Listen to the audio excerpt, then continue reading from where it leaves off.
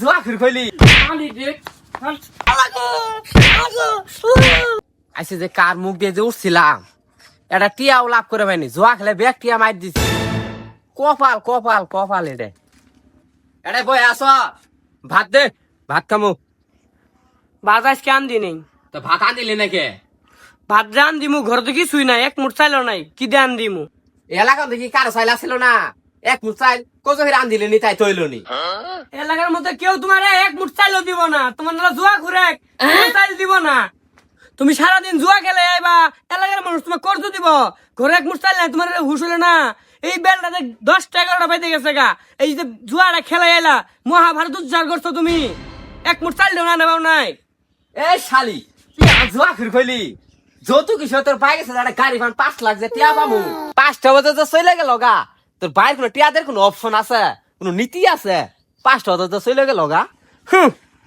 আমার শুরুত রাখি সারা জীবন জুয়া খেলাই খেলা আমার বাবার কাছে বলে একটু টিহা দিব কি আশা করে গাড়ি 5 লাখ টিহা গুলামের গুলাম তো খেলে দিব তো জামাই হিসেবে মানা হ্যাঁ আমাকে তো দিছে এটা তো তোর 7 কবলে ভাগ্য অন্য কোনো মাগির তো কল 10-7 নাচ কিনেছে গেল নিকে এ মাগি সুদর তো সুদাইস না সুদা ভাই যা রে যতকে টিয়া করে আগে না বাড়ির পাশে জমিন গুলে মাইসের কাছে যদি বেচলি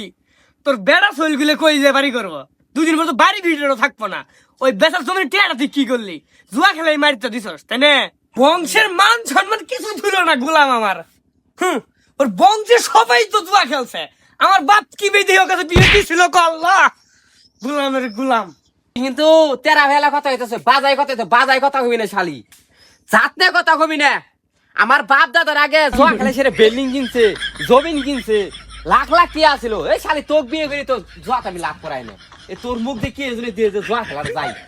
তুমি যত যাই করে গোলাম আমার বাপে তো তোমার এটা ফুটা টেকাও দিব না এটা আমি ভালো করে কই এই দিলাম শালি কাম জানে না ফুটা কথা কব বড় বড় শালি রে শুনুন মুস্তিদের ভাইরালাম রে শালি গোলাম মাইরা লাইলো গো আলাগো আগো গোলাম মারলো গো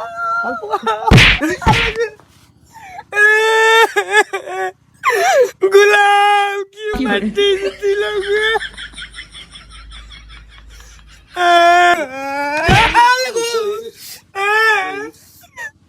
শালিয়ারে বইলাম যতকে টিয়া করে নিয়ে তারপর বাইতু পি নাই তোর বাইতু ডাউডি নাই